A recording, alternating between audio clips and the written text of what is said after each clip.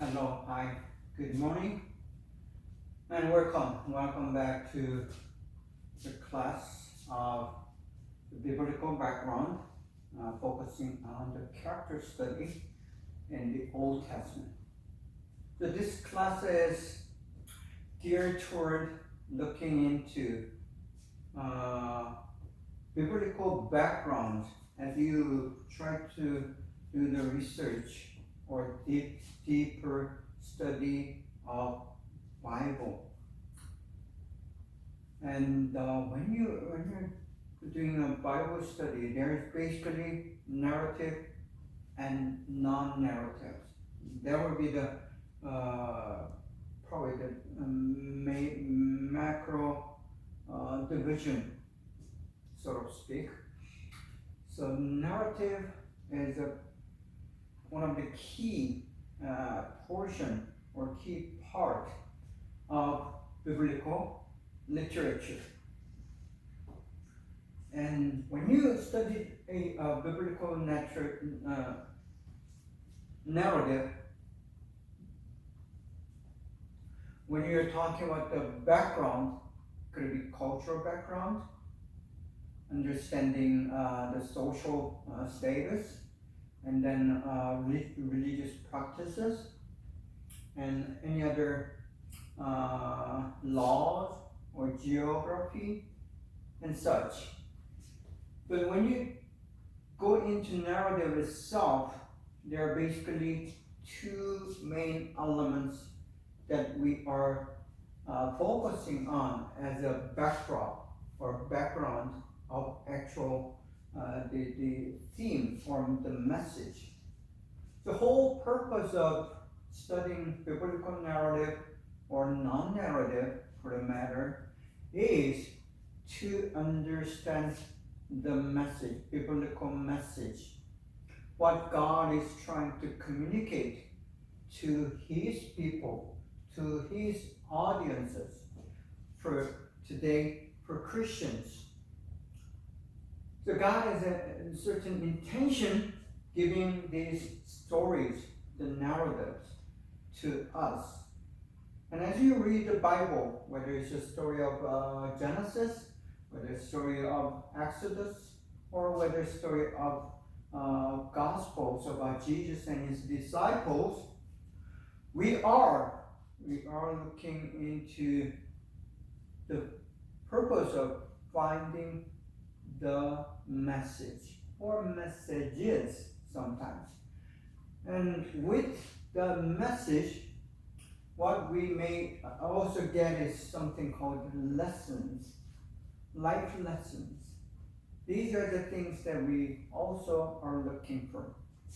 To do so, to do that effectively and academically for us, since this is a college institution of education, higher education, we are looking into very systematic and academic ways to understand the narrative, and thus we need to understand the background to understand the message better, or find the message properly and accurately.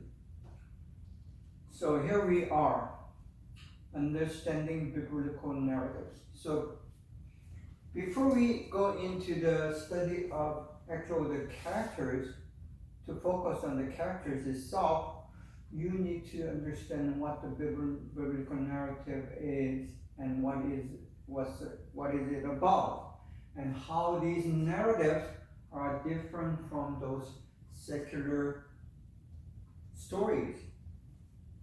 And so this will be beginning of lesson 2. We probably stopped somewhere here, defining narratives. So we must understand and define what the narratives. This is the narratives that we define in this class. What is a narrative? It's the prominent communication tool. That's where we looked at last week, the definition. Like I said last week, this storytelling, a narrative, is the oldest and most prominent and most popular and most used communication tool other than a conversation. I mean, you can have a direct conversation with a person to communicate whatever your idea is, that the thoughts are, and history is, and so on.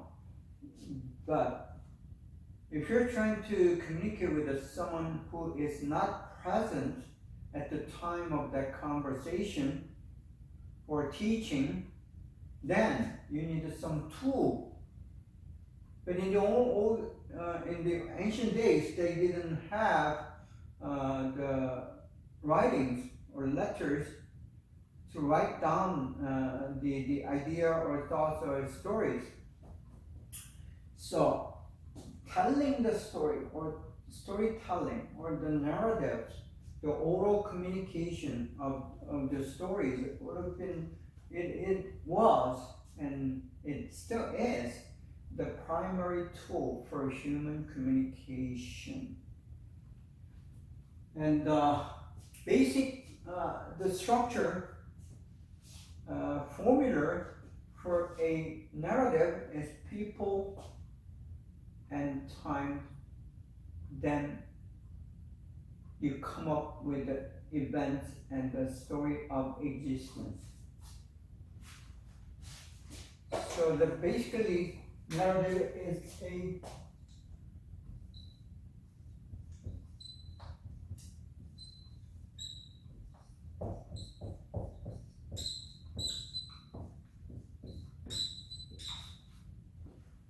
story of existence of a person or a community or nation or people, the church, and so on.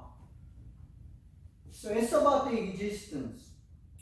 I keep telling you, you gotta know this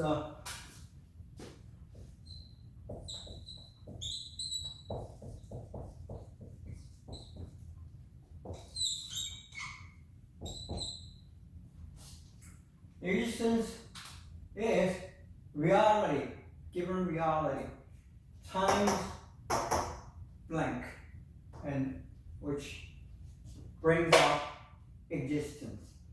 Whether it's ancient, whether it's young or old, American or Chinese, Korean, there's no difference. Any human being, a normal human being, let's say, this normal human being who are existing or living on earth, whether it's a short or long time, the people times time. When people is crossed with the time, we have something called existence. And this narrative is a story or record of existence. So when you do that, there is 5W and 1H. That's a basic question or the categories for understanding existence and narrative of human existence. So asking question, where this existence occurred, and when did it occur, and how did it happen, what happened and how did it happen, and who are involved in this story of existence, who, and then importantly, why did it happen the way it happened, and why of existence is one of the important. So who and why would be the major question you're asking when you are doing the character study. So we'll go further into 5W, 1H later on. So But remember, this is one of the key formula that you need to put in and memorize and into your heart as you become a student of the Bible or any other literature for the matter, especially the narrative. And this will apply not only to biblical literature, but into your own life and the life of those who are around you. See, when you're trying to understand the person, don't ask a question like how much he or she earns, or how pretty he or she looks. These are the things that Gentiles, according to the Bible, Gentiles or the world is asking. That's not the stuff for us Christians. Us Christians, we ask this one thing. These things. Look into his or her narratives, her stories, and ask what kind of existence he or she is living. Not only at the time that you are with that person, but before. Because that history of a person makes who he or she is today. So this is a very wisdom that I want you to grab and understand as a younger people, because it takes a time for a person to learn how to understand another person, and including himself or herself. So you ask the same question to yourself. And look back to your own life history, your own narrative. You may have your own perspective or narrow down kind of insisting or focus as you try to read your own narratives. But I advise you, when you're doing your study on your own narratives or your own story of, or the record of your own existence, try to be very objective rather than subjective. Try to be someone who's looking at your life, the third person rather than first person. See, as much as you are able to become a third person, reviewing and judging and criticizing your own life, the existence, the narrative, then you become a better person. I'm sure that I can say for 100% certainty that you'll become a better person every day. So you do that, every day. How do you do that? For a Christian, us, you have something called daily devotion. That's where you sit down or kneel down and pray and look into or read into the words of God, whether it's the story of Moses, whether it's the story of Jesus, whether it's the story of Peter, Paul, and or the other documentation, revelation, or the prophecies, or poetry.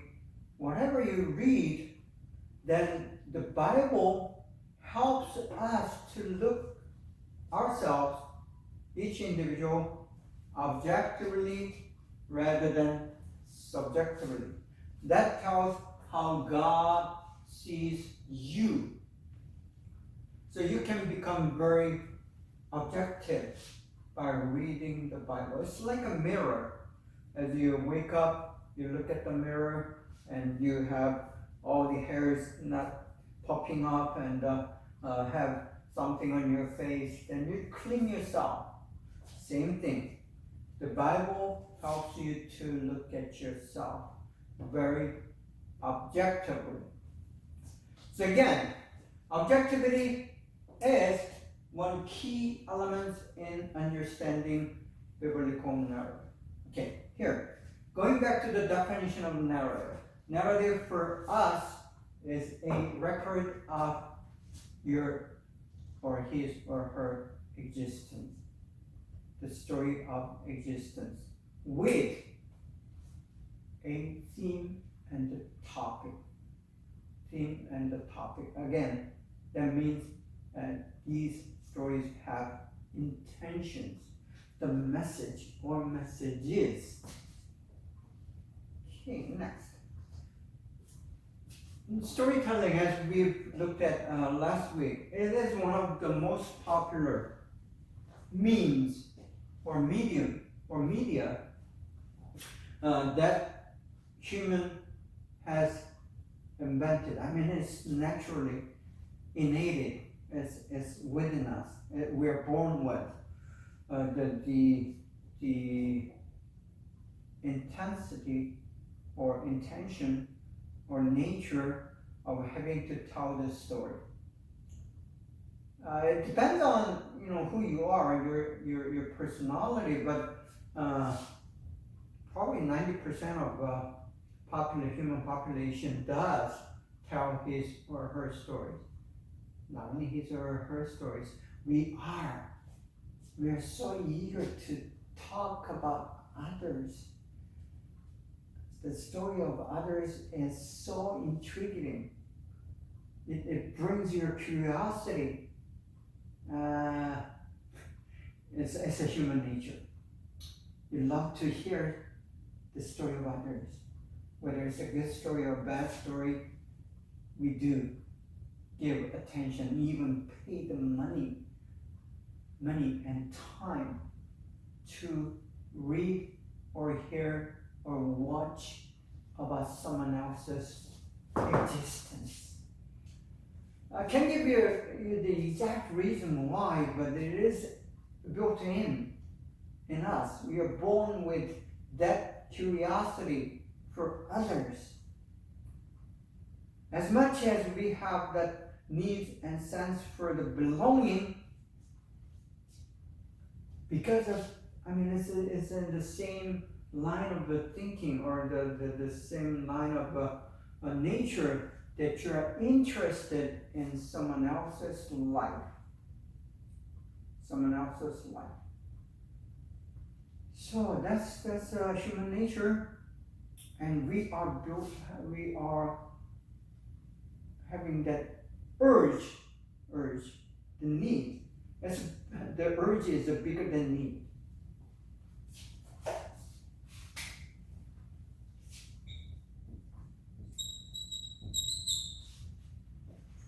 As urge is a very strong need.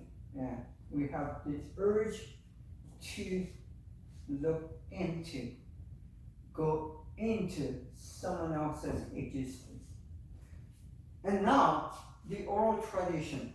This is probably a formal way of keeping the record.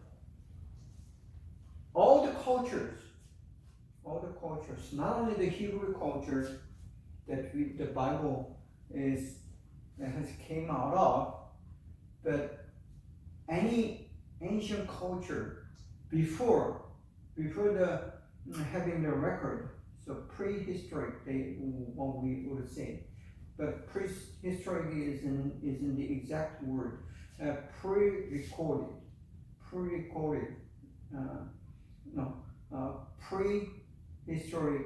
record. Okay, that's the exact words that I'm looking for. So before we have anything written as into the form of narrative or record of facts, usually it's in the form of narrative, right? We have something called oral tradition. You try to memorize the content as exactly as it is.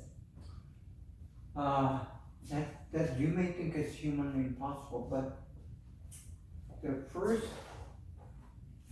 5 books of the Bible is we call the Hebrews called Torah. This Torah is the law.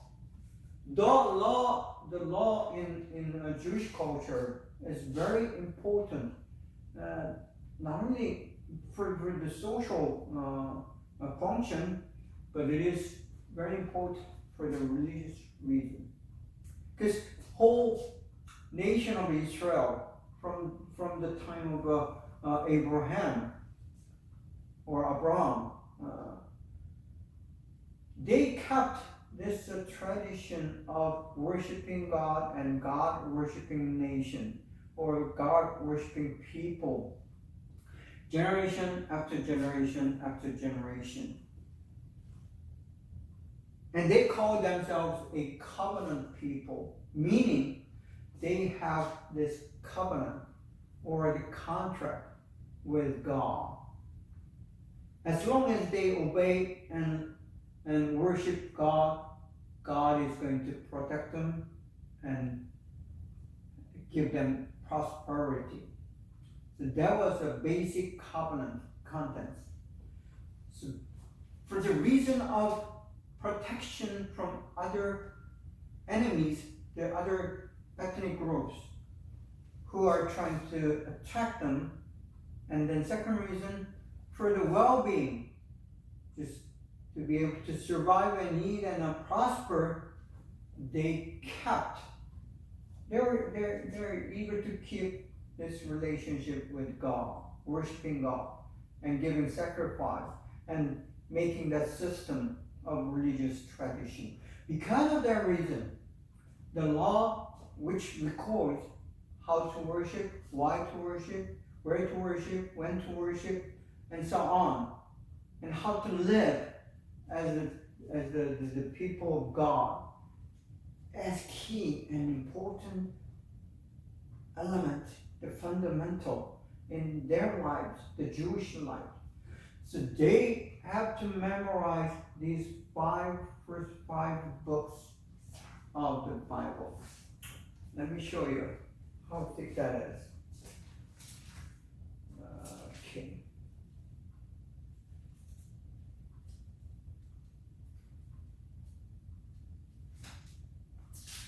So this is just before Joshua. This is this much of a book in this Bible. So that's thick. First five books. This isn't that thick enough. I mean, it may not look thick enough, but think of it as in the form of a scroll.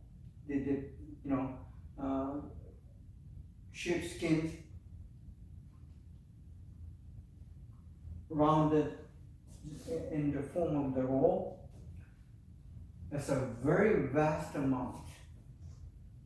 But before they have that recorded or written into the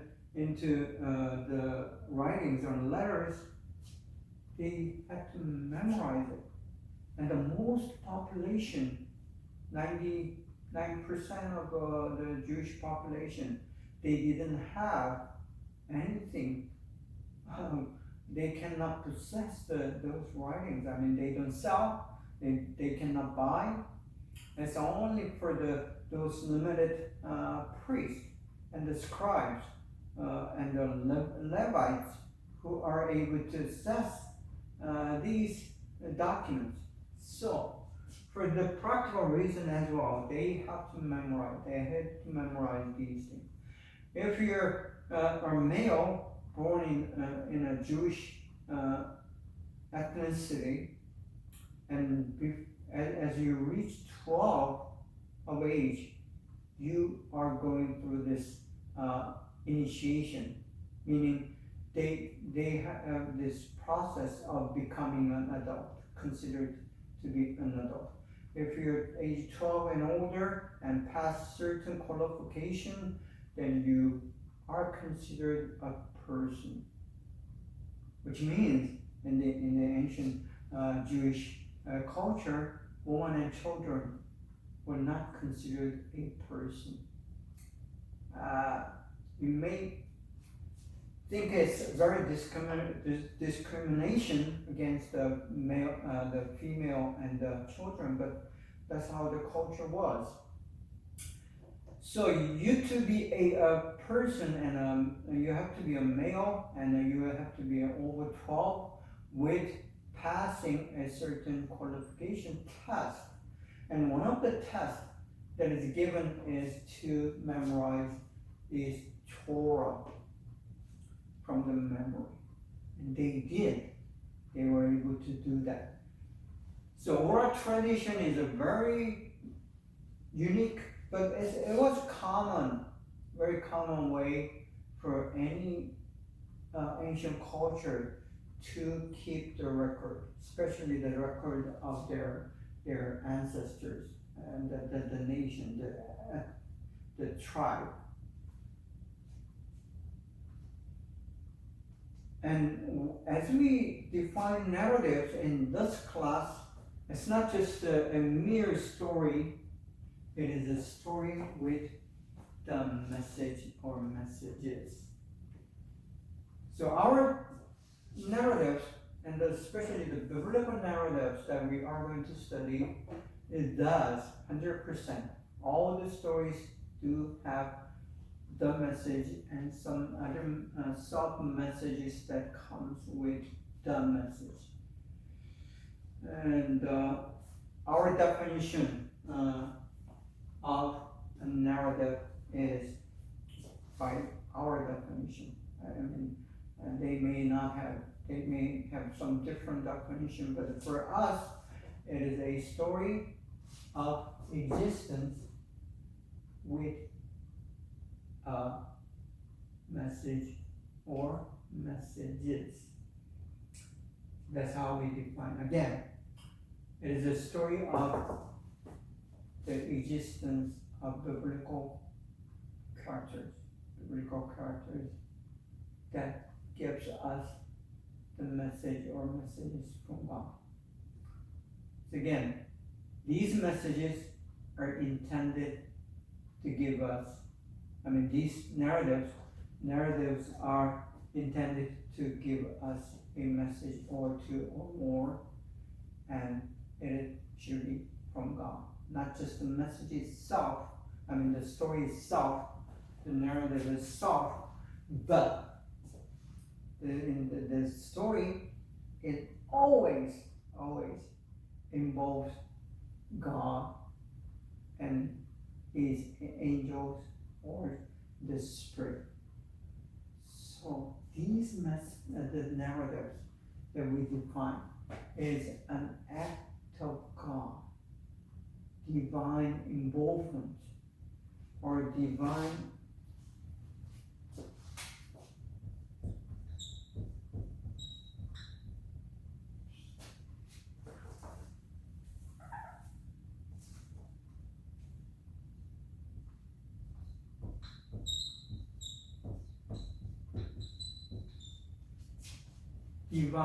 intervention.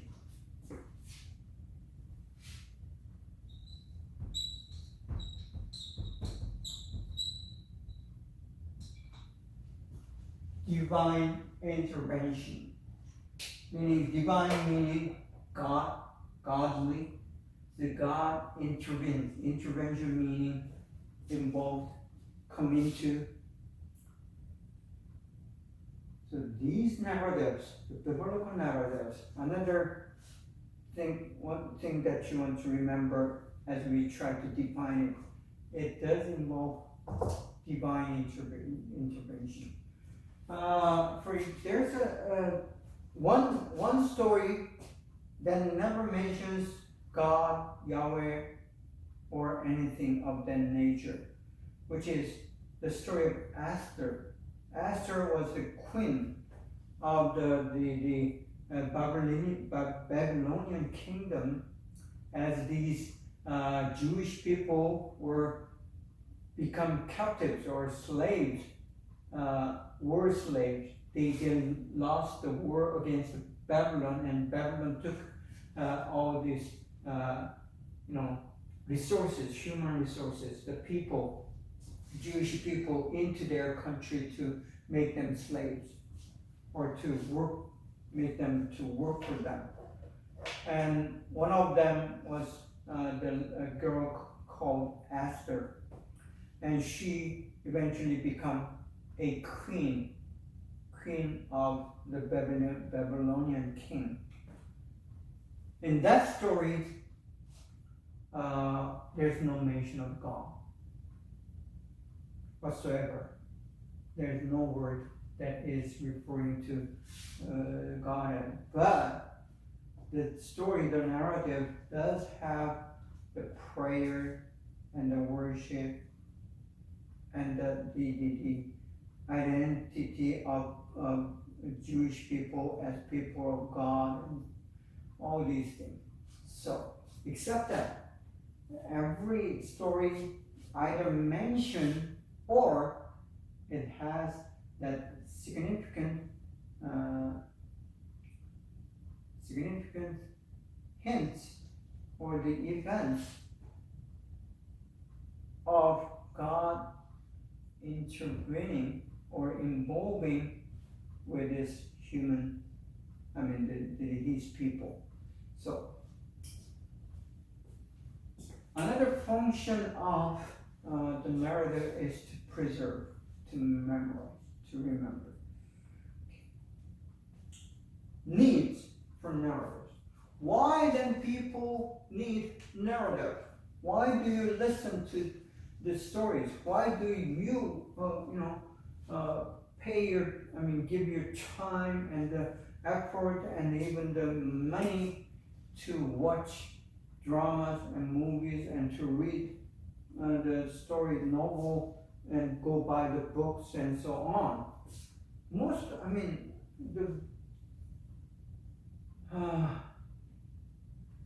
Probably 90% of the communication that you receive or listen or watch is in the form of narrative or the story. See, that's how it is in our human existence.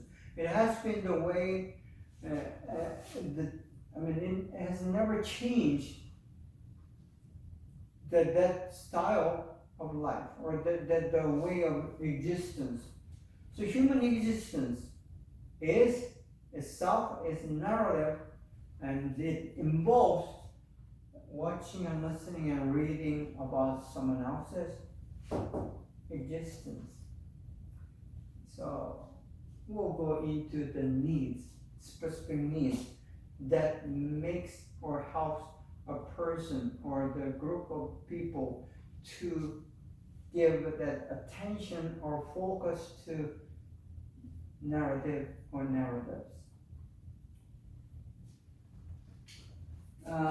I said it's for the record and memory. Yeah. You want to remember the event. And when you didn't have the writings, letters, then you have to memorize it. And you tell the story over and over. And in that way, you memorize and then you transfer that story to younger generation. That's how it happened in the ancient times. And when you begin to have letters and writings, you keep writing these stories. And if it's formal, it becomes history. If it's informal, it becomes a story of people. It becomes a novel or the stories. And it is a source of news and a source of entertainment. So people are eager to and the Bible says in the Greek Roman culture, where the Saint Paul, he goes Athens and all these Greek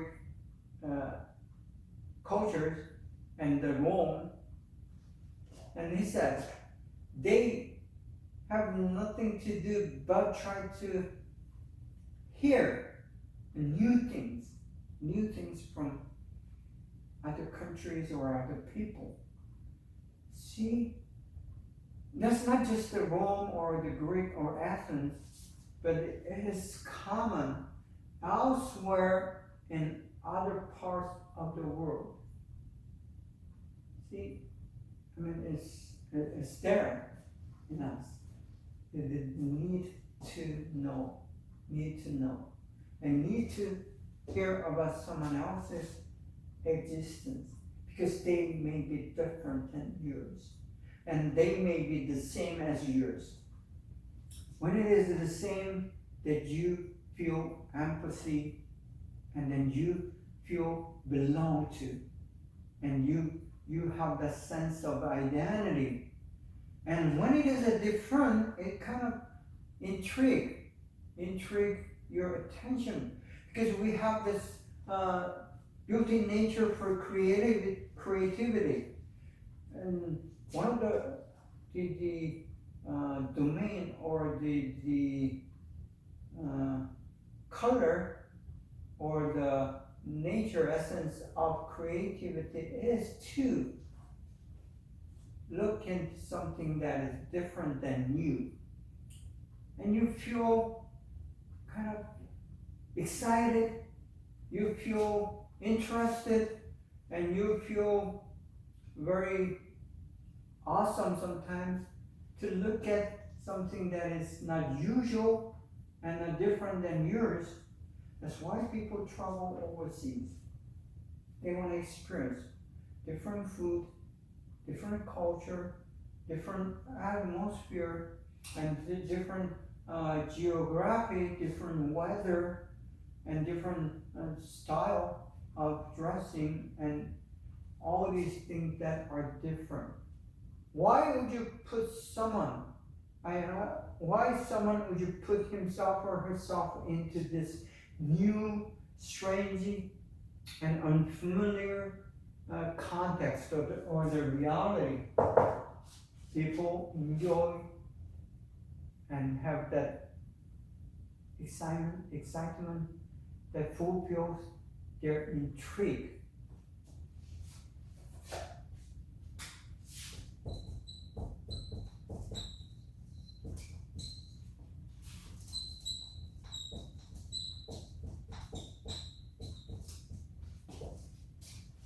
Intrigue and curiosity, pretty similar. I mean, these are the elements that drives a human being toward a different or to existence. These are one of the motives. And here we are trying to see why these biblical characters. Why? Some of the reason will be intrigue and curiosity. They do. I mean, because they are the same people and person. So as you read biblical narrative, you'll find these characters are moved by their intrigue and curiosity about himself and others and God. So if you don't have any, this desire or curiosity about someone who maybe is out there, if you're not a believer, if you're not a Christian, you still have this kind of idea or the question or the desire, hidden desire to ask this very key question about, is there someone that out there bigger and better than me or us?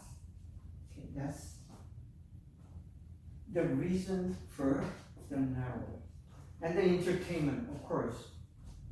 You fulfill this intrigue and curiosity by reading and listening and watching someone else's story of existence. That's entertaining. Well, can you explain why? Because it's a human psychology and a human nature to have that feeling of fulfillment, sense of belonging, and sense of understanding. and sense of, entertaining as you listen and watch and read about someone else's existence.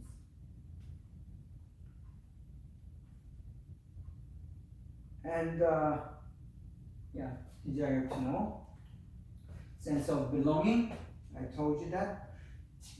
Again, the sense of belonging is created as you listen to or read and watch about someone else's existence, the story of existence, that you find something that is common. And you also find certain degree of satisfaction as you try to identify yourself to that character or the person or the group of people that you read or watch and listen in the story. That is called dramatic identification. You identify yourself into the hero, the main character in the story, who may be sometimes superheroes, like a Superman or the Avengers or a Spider-Man, Batman. The people go watch these movies and pay the money to do so is because they identify, knowingly or unknowingly, consciously or unconsciously, to that main character and try to kind of imagine himself or herself being that hero. And it gives you a satisfaction, also a sense of belonging. And it gives you indirect experience of that.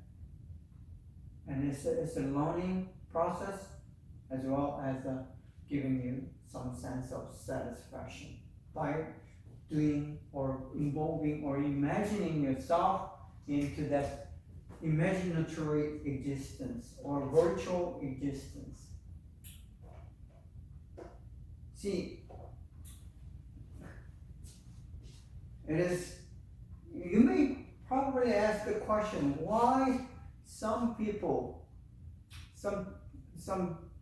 in the big industry, this IT industry, are paying someone to develop this virtual reality, or even AI. AI is a kind of a virtual reality. That's another reality that God has not created. It's the creation of human creation. These are so-called virtual reality. A virtual reality is not something new, because people had been writing since the beginning of human history the story that is called fiction. It's not real story, but it seems so real that you think that this story may have happened. That's called sometimes novel, that's sometimes called movie, sometimes called drama. But before these modern medias, they had a job, so-called storyteller. We had as much as I know in Korean culture, in the Korean history, since the ancient, there is this job of storyteller. They go out to the marketplace, because in Korea, usually they had the large market is standing every 5 days. And there are people who goes around these market places every 5 days and sell the stuff. But there was a job who goes out in this marketplaces and telling the story, a fun, made up story usually, or even the real story. And by storytelling, they get little money, the coins. And they gather and sit down and listen to this storyteller and give a little coin as a reward. Why would people do that? Because they have that desire to know and desire to be entertained, desire to belong, and then they have this desire to have this indirect experience, trying to identify himself or herself to the character or characters in the story. So this is a very, old human invention to create a virtual reality. So virtual reality is not something new, it's very ancient. So why would people do that? To create virtual reality, pay money to create these virtual reality? Because there are people, most of them, are willing to pay little money.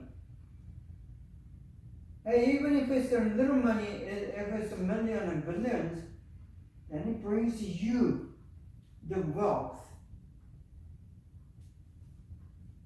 So as long as there is this need for need to know, need to belong, and need to have this indirect experience through the stories, the narratives, there's going to be Hollywood.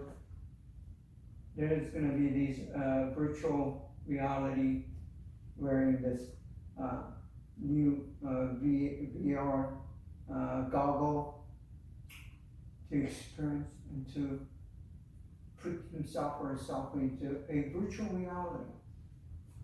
So that's the reason for the narrative. So narrative is gonna stay as long as a human history exists. And another reason, a very productive and a positive function of narrative, and then therefore the need that narrative is fulfilling or accommodating is the education. This storytelling is one of the best tools for educating younger people. Not only the younger people, but older people as well. So any human being, they learn from listening to the story. Even the news is in the form of the story, because it does have this 5W1H element in any report that you watch on the news channel, TV, or read in the newspaper. You'll have this story. And it's basically a story.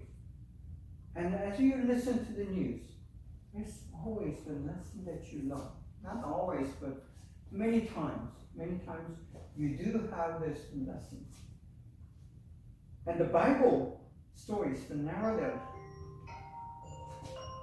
is basically and primarily, it is for your education as a believer, as a Christian. You learn as you read this narrative. As one of the best tool, or the primary tool that human generation had from the beginning, and it continues to be the most effective way of teaching, educating others. So for the religious institutions like ours, the storytelling as our narratives, one of the means. So that's why some pastors keep telling the stories in their sermon, because people does remember these stories. rather than lectures. I'm a kind of lecture style, so I'm not so much about telling the story or narrative. I'm not a good storyteller for the matter. Okay, let's take a break and come back for the second session.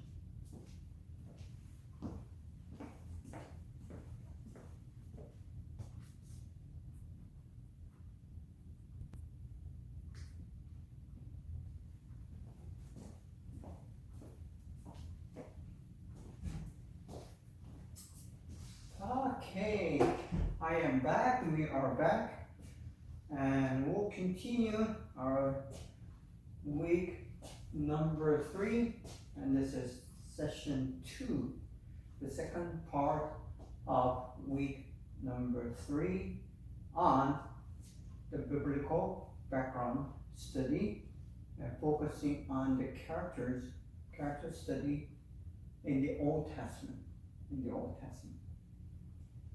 Okay, so we left right there. So the curiosity, that's what we said, that is one of the reason for a human needing to listen and watch and read the stories, the narrative. And another reason is called catalysis. Somehow, there's a very common psychology among us human generation. As you listen to the story of success, or a story of overcoming, or a story of winning, or a story of being happy,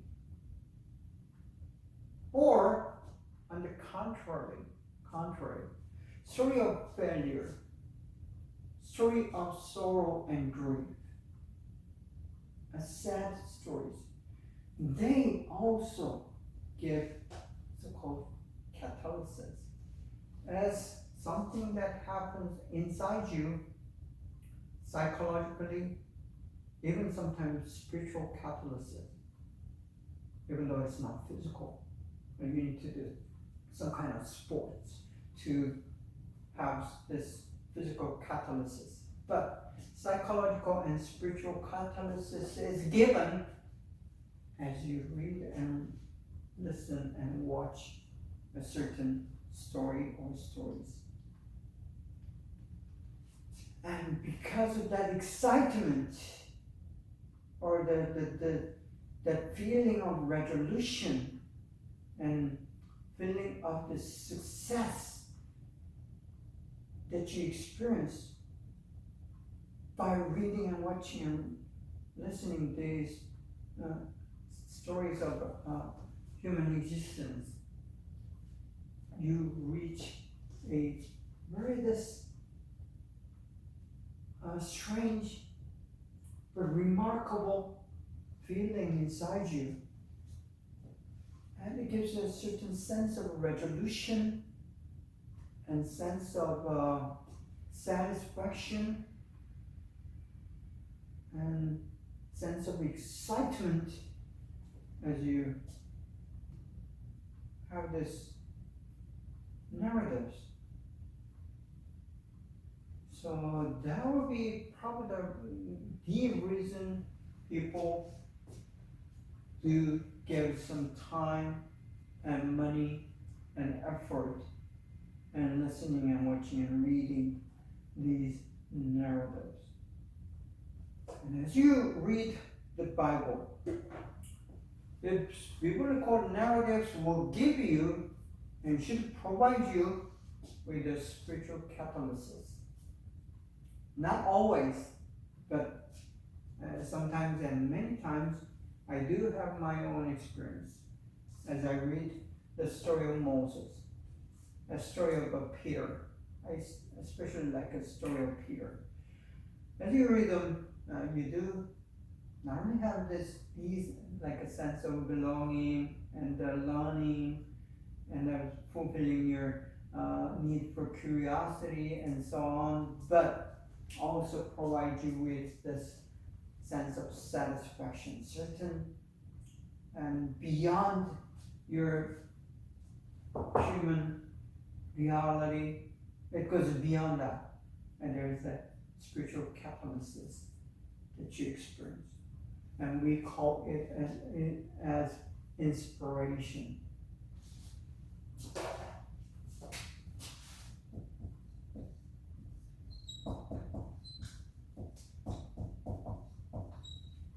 Inspiration is a form of it means being fulfilled or controlled by the Holy Spirit. Well, there are some other forms of spiritual catalysis or inspiration in Christian experience, like speaking in tongue, or praying and going into this state of out of yourself, or something that's mystical experience. These are also form of Christian catalysis or spiritual catalyst or inspiration. But normal, usual inspiration comes very silently. So as you read the Bible, you have this moment of inspiration. You know that you are not yourself. It's beyond who you are. It can be something of cognitive experience, or even something beyond that. Warming of heart, or feeling this very hot sensation around your heart, or your whole body. That happens in inspiration. That's also an example of catalysis. Someone begin to speak in tongue or pray in different language than yours, the language that you have never learned. It could be earthly language or the heavenly language. So that are the some form of catalysis, but it's in the form of inspiration. Again, interest in other people. You want to know, and you want to hear. You want to criticize. You want to talk about, or talk behind someone else's life, someone else's existence. So-called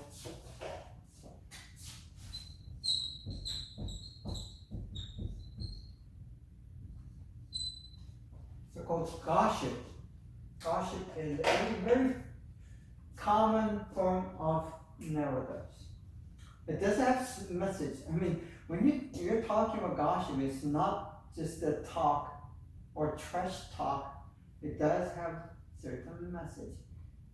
Either you're saying, I don't like him, I don't like her, or I hate him, or I admire him or her. It's all this complex sense of feelings, or the reasons or the motives behind it. That's your message and gossiping.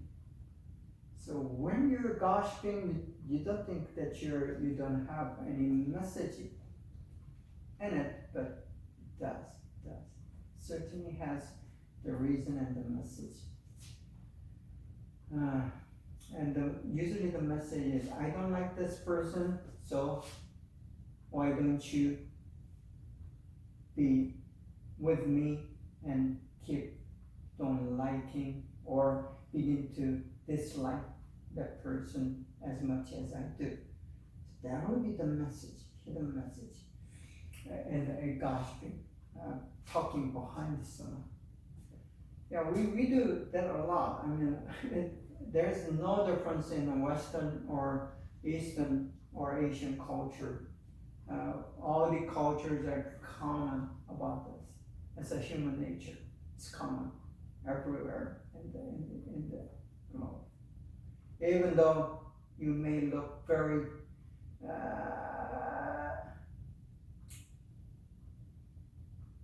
gentle, and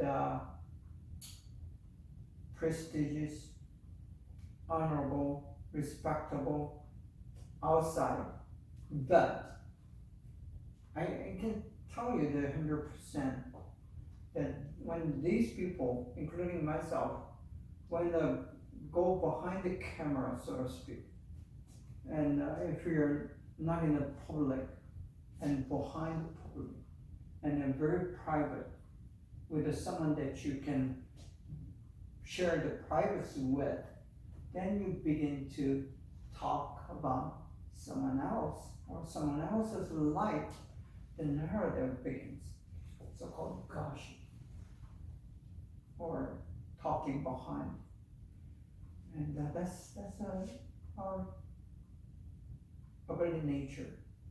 That's because of due to our evilness, our sinfulness in us.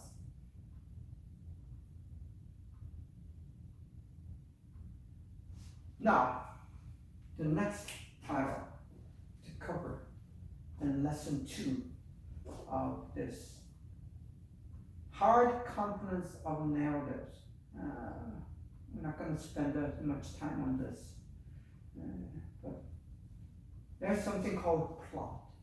To understand a character, you need to look at this plot. And then episode. Episode is the event, what happened. There's a 5W1H is one of the W, what. Plot usually tells when and how. The character, that's the main thing that we are going to look at. So we talked about this last week as well, but the reason that I'm going over with more intensity in depth is these are the key elements that background of the background. When you're trying to understand a character, you need to know what the narratives are. And then without the understanding of the narrative or good grip on what the narrative is, that you're not going to be able to understand the character. So plot, again, it has introduction, the beginning, and then development. Usually beginning is usually small, short. Then development is longer than the introduction. Then there's that punch, the event, the turn of the event or the climax.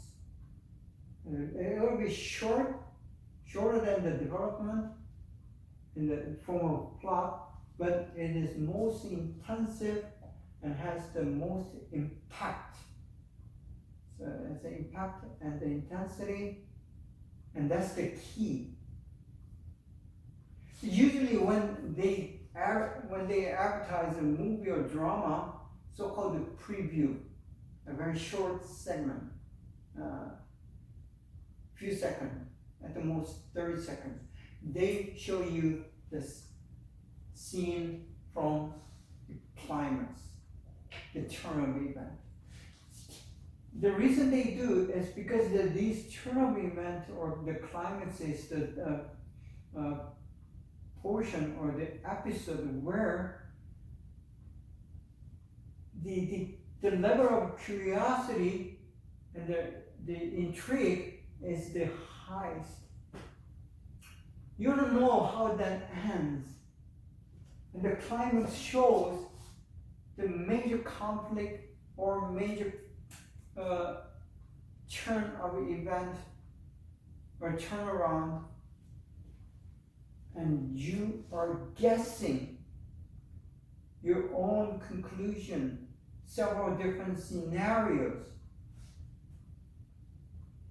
and that's where the level of interest, level of attention, level of focus is the highest. And then comes to the conclusion. So this is a very, you don't teach this, but any culture, anywhere in the globe, when they have narrative, they do follow this structure. This is a standard. Well, there are some exceptions, but usually the most of 99% of the stories that we know of, the narratives, follow this very structure. And because of this structure, same thing with the character. Not only the episode, character is being developed and introduced at the beginning. The name or the job or the looks. If it's the written material, you have to kind of describe instead of showing it. But in the movies and dramas, that they have a way of characterizing this person or character. So that's the beginning of the introduction. Then the story kind of, as it develops, that also develops a character. So character development is the main thing of the plot of so-called development. As much the episode is being developed, or the plot is being developed with several different episodes within it, the main thing any good writer or good storyteller does in the process of development is the development of character. So what we do as a student or student of a character study is to look at this development to get as much as information or intention of the writer, what the writer is trying to give the picture of, and the writer is leading us, the listener or the reader, to have certain image of the character as he or she, the author, develops its character. Because the author is not going to give everything. You cannot give everything about the character or characters, for the matter. So for usually the main character is being developed with giving certain episode that helps you to understand or to get the picture of the main character. And then there are some sub-characters who are coming with the main character, and they also are there in the narrative to help to develop a main character or the main character. So development is the process of giving you the picture of the character or the characters.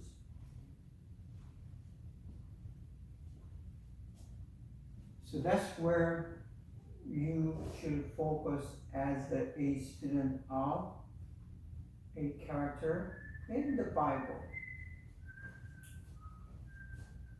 Then there's a turn of events where the characters do act or have this very critical and decisive action or the words.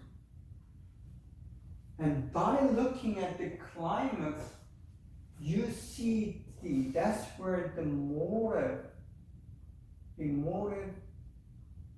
of a person, the character, is being intensified.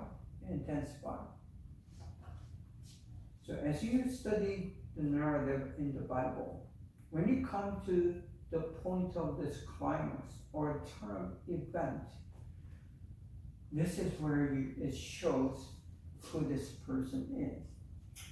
For example, in the story of gospel, and Jesus, and there's a character called Iscariot Judah, and all you know, the Judas. The climax for Judah is when he sells Jesus for the 30 silver coins. So for him, Jesus is only worth that much. And with that,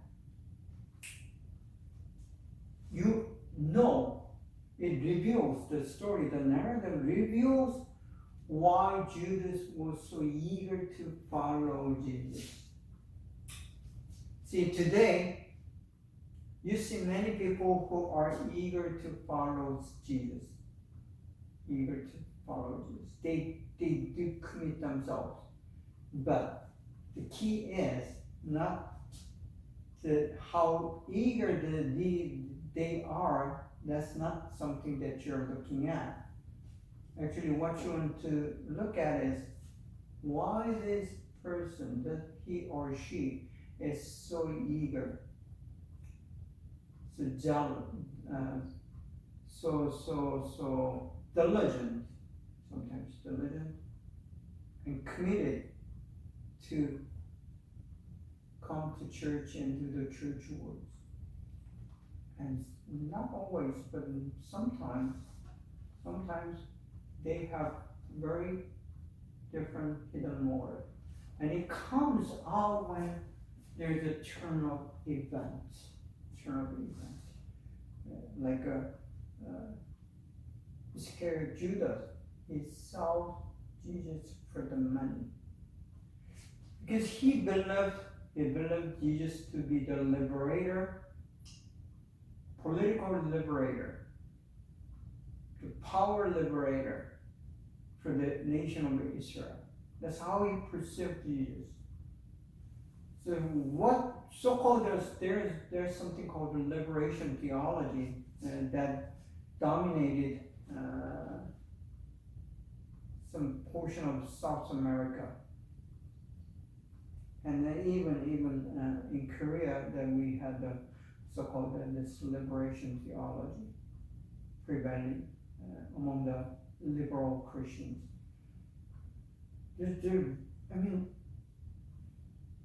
Still, there are people who's trying to picture and see Jesus as a political liberator.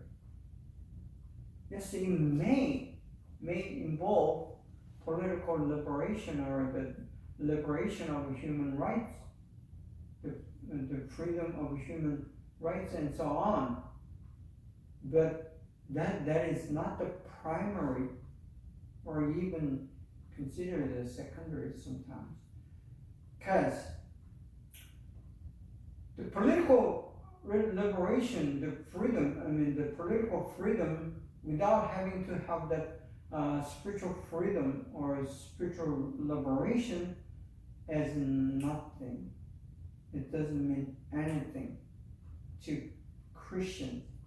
It may mean something to general public. It could be a very popular political agenda for many so-called the mass or the minjung in Korean. But that doesn't mean that it is the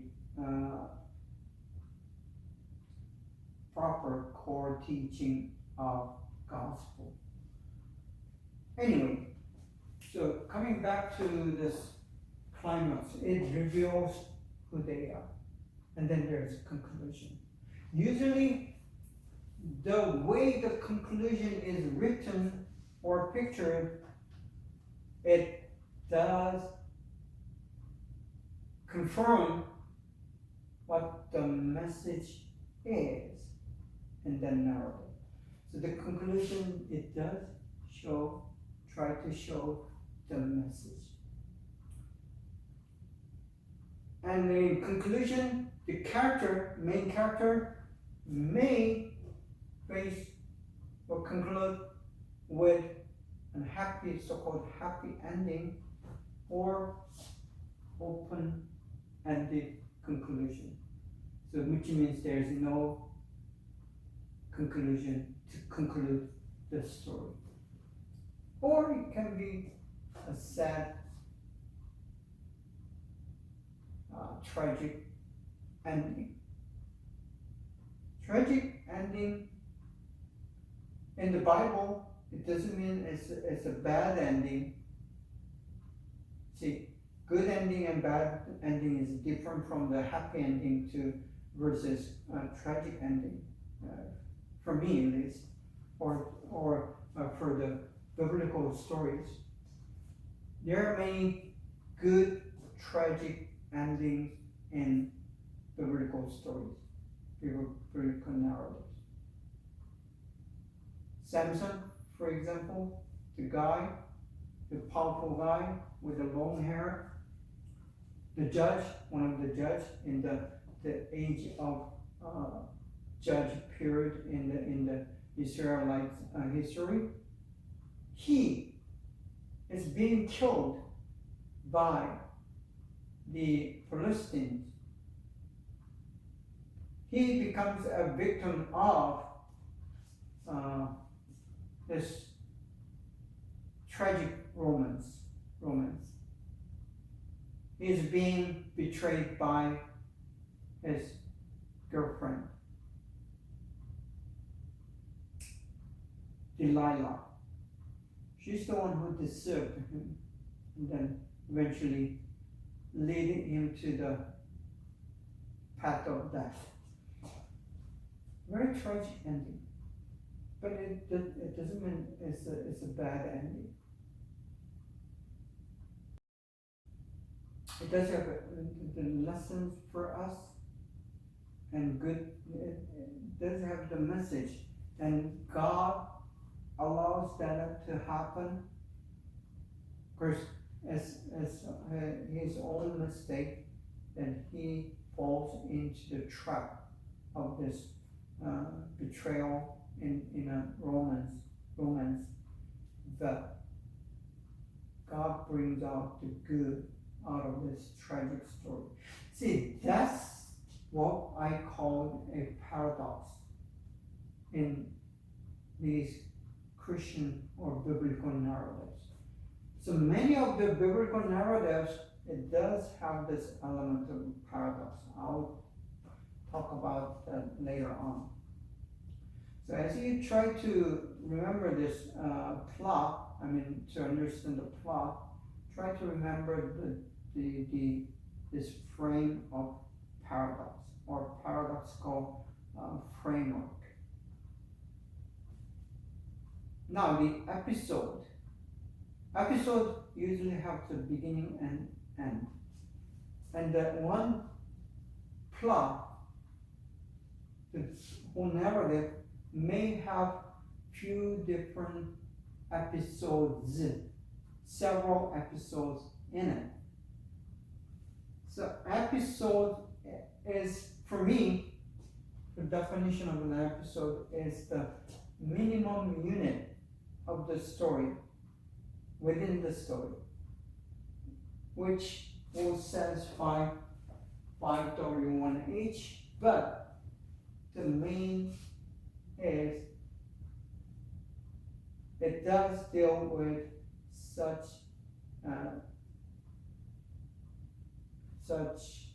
element of a problem or an issue.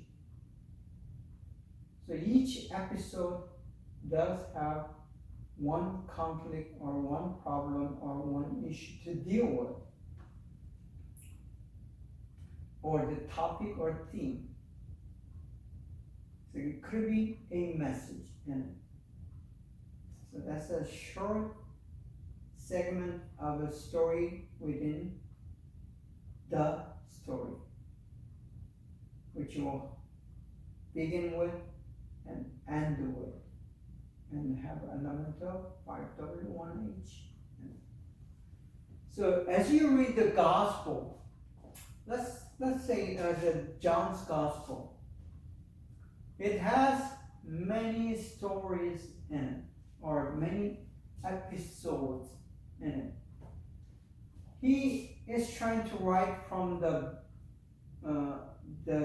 beginning where Jesus is being baptized, and then he was tempted 40 days and 40 nights in the wilderness, and begins his ministry, and then death and resurrection. See, that's the main flow of this narrative given by John the Apostle. And that narrative, long narrative, 21 chapters, he has several different episodes in it. For example, baptism of Jesus by John the Baptist. That's one episode. It does have the theme, the topic of Jesus being baptized. That's the story topic of the story. And it involves John the Baptist, Jesus, and then spectators, several of them, probably many of them, in the river of Jordan.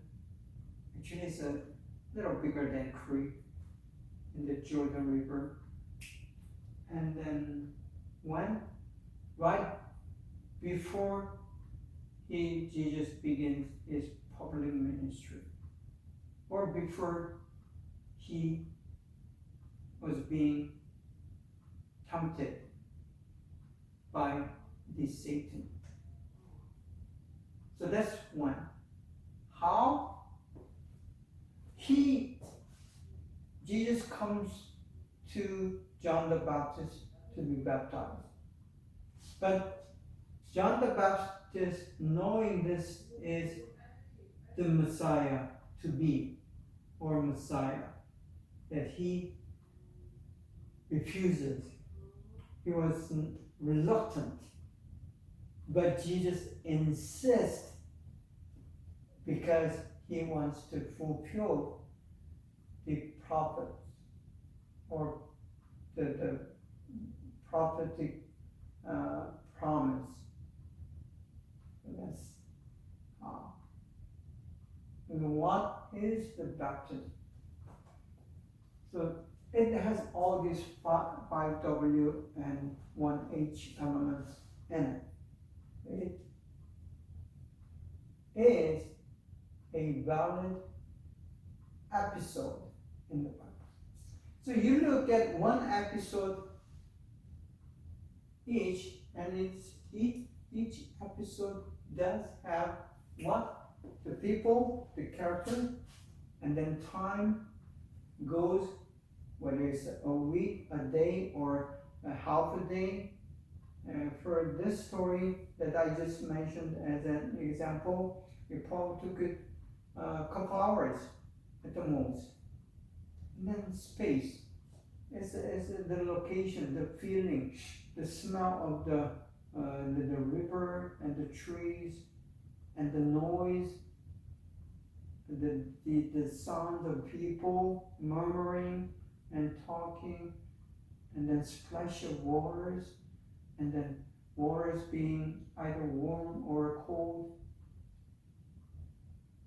You have to kind of imagine these things, but it is. And then the problem is the conflict, or the issue was whether John the Baptist is a right person to baptize Jesus.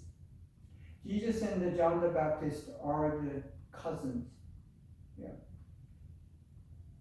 And then John the Baptist was born like 6 months earlier than Jesus.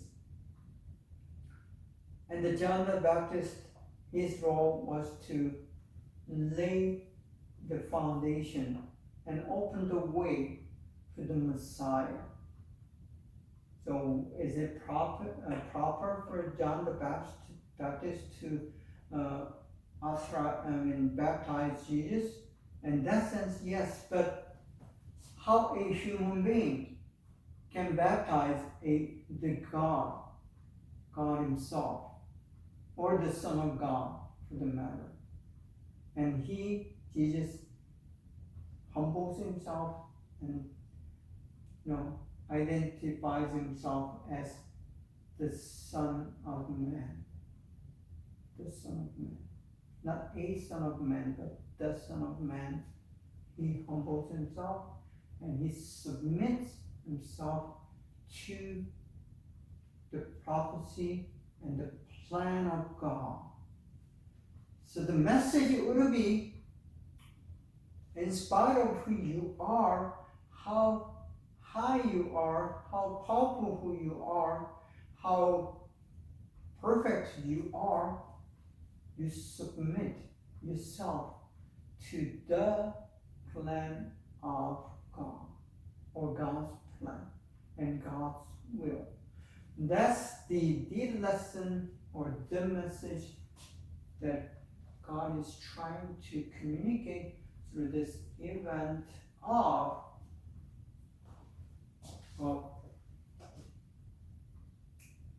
baptism of Jesus.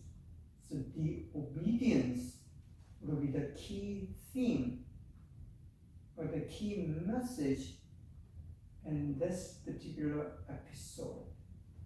There could be many other messages that you can draw out of the story other than obedience, but obedience will be the primary lesson or the message from the story. And then another element, the common for both characters, both the John the Baptist and then Jesus, would be humility, humbling himself in front of the Messiah. John the Baptist says, I'm not worthy of even tying the shoes of the Messiah. And he's just nobody, even though he was given that mandate to prepare the way, the foundation for the Messiah. He still think he's not even appropriate to tie the sandal of the Messiah. But Jesus also, he humbles himself not to John the Baptist, but to God the Father, and obeys and is willing to be baptized by a human. So that's kind of a way to look into an episode. Storyline. You read a storyline sometimes. It is different. Excuse me.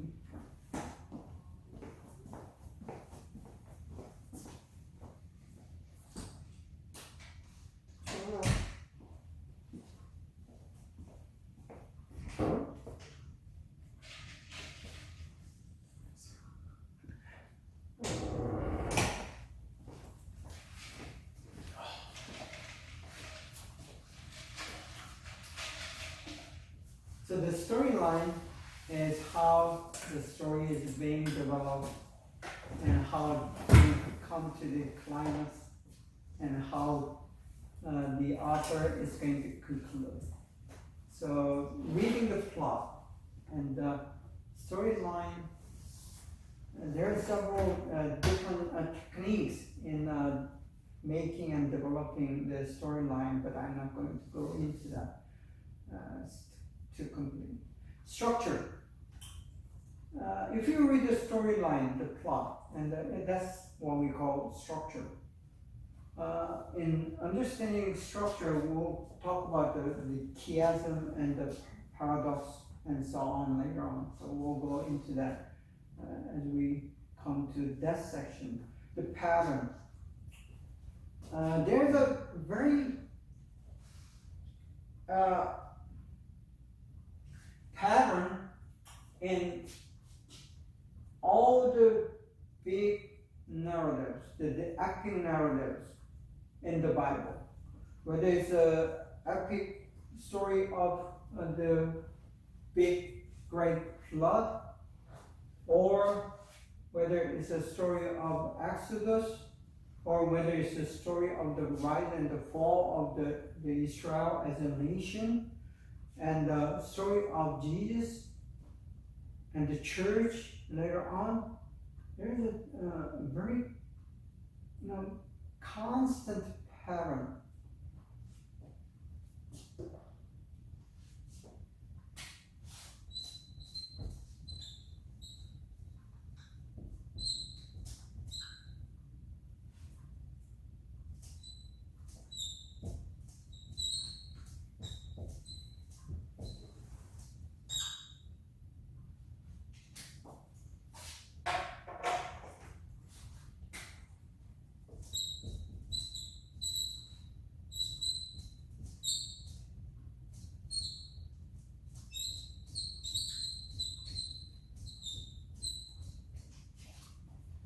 Okay, this will be the basic pattern.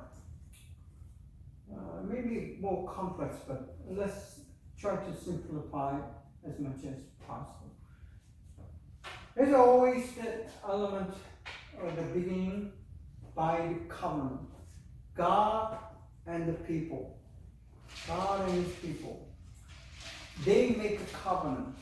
Covenant is, what the covenant says is,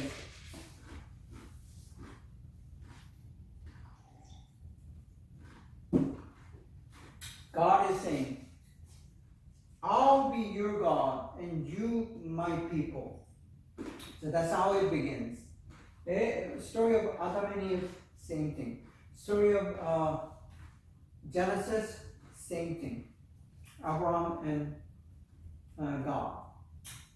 And then Solomon and God, David and God, Daniel, the same power. They have this covenant. I'm going to be your God and you're going to be my people. And then there's that rise and the prosperity and then wealth and all these things. And God does protect and provide. Then they sin.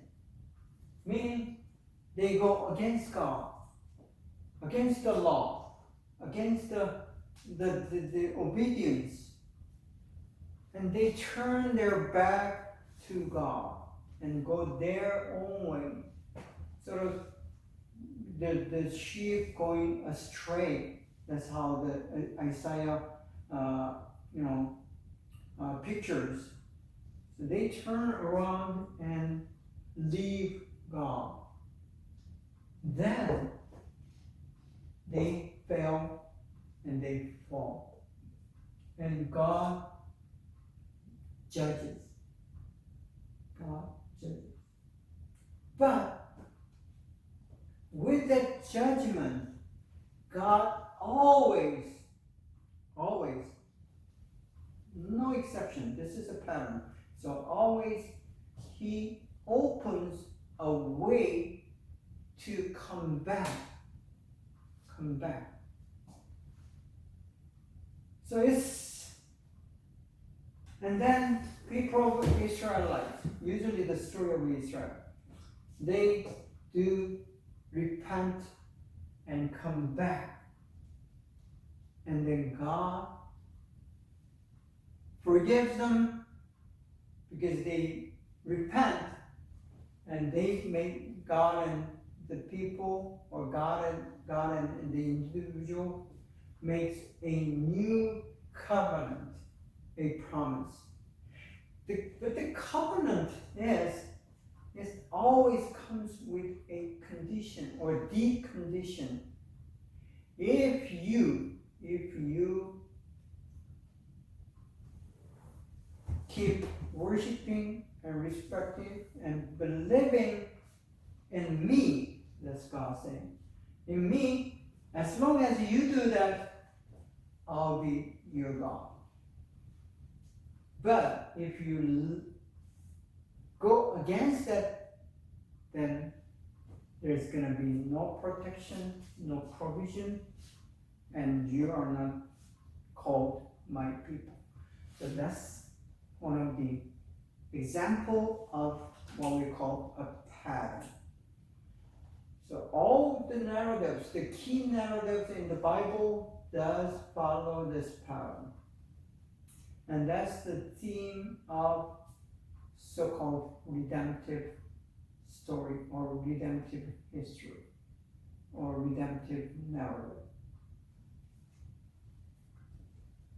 And we talked about reversal eternal event already.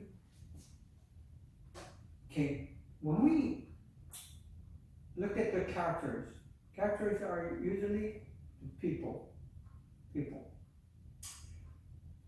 Adam and Eve, Cain and Abel, and Moses and Aaron. These are all people. Joshua, Daniel, and Peter, Judah, Paul, Timothy. These are people. And there are non-people. Non-people are angels and the spirits and God. These are not people, but they are personal beings. So when we talk about characters, personal beings. But in the non-people and the Bible biblical narratives, sometimes, not always, they're like a very unlikely characters that does take a very important role in the story, in the episode. For example, in the story of Jonah, we see this big fish. It could be a whale or whale of some kind, big fish that takes a major role in this story.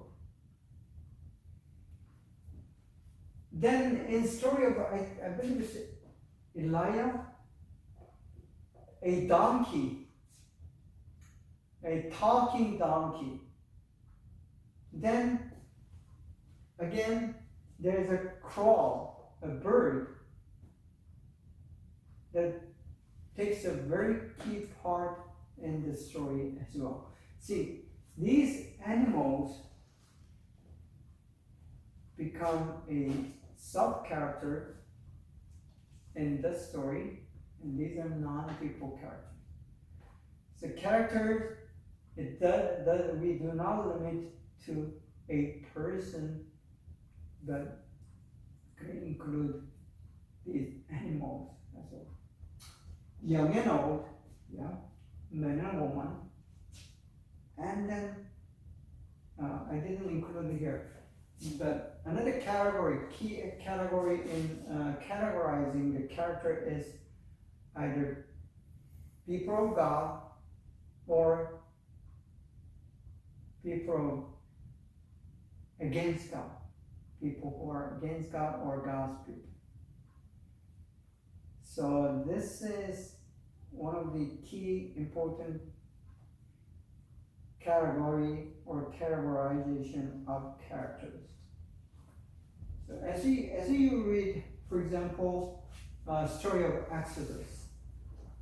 Now there's Moses, and then Egyptians. Egyptians are basically the characters who are not believers. They're ones who are against Yahweh God. They worship Pharaoh, the fifth person, the king, the emperor, and other gods, the Gentile or foreign gods, according to Jewish perspective.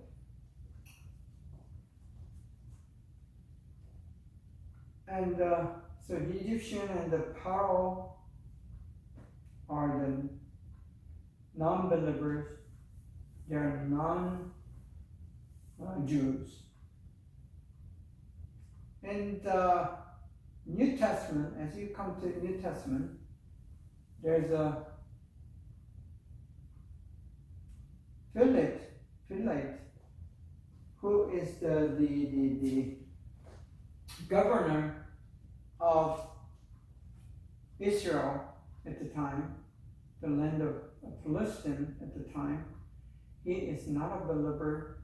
He's a Roman. He worships something else. He worships Roman emperor and then other gods, and he does not recognize Yahweh God or the Christian God, the Father. So there are the characters, and these distinction is important in understanding the biblical narratives. Okay. So this is where we are, and next week we are going to start with the self-confidence or software in understanding biblical narratives.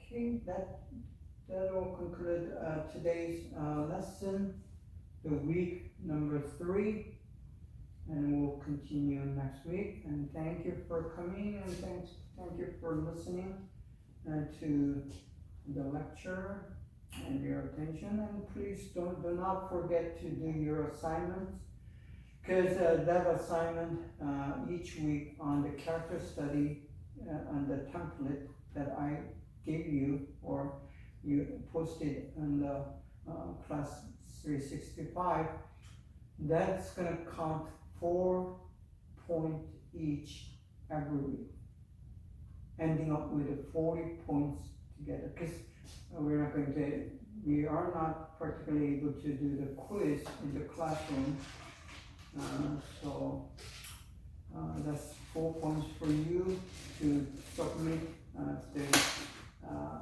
character study. Okay, thank you, and bye.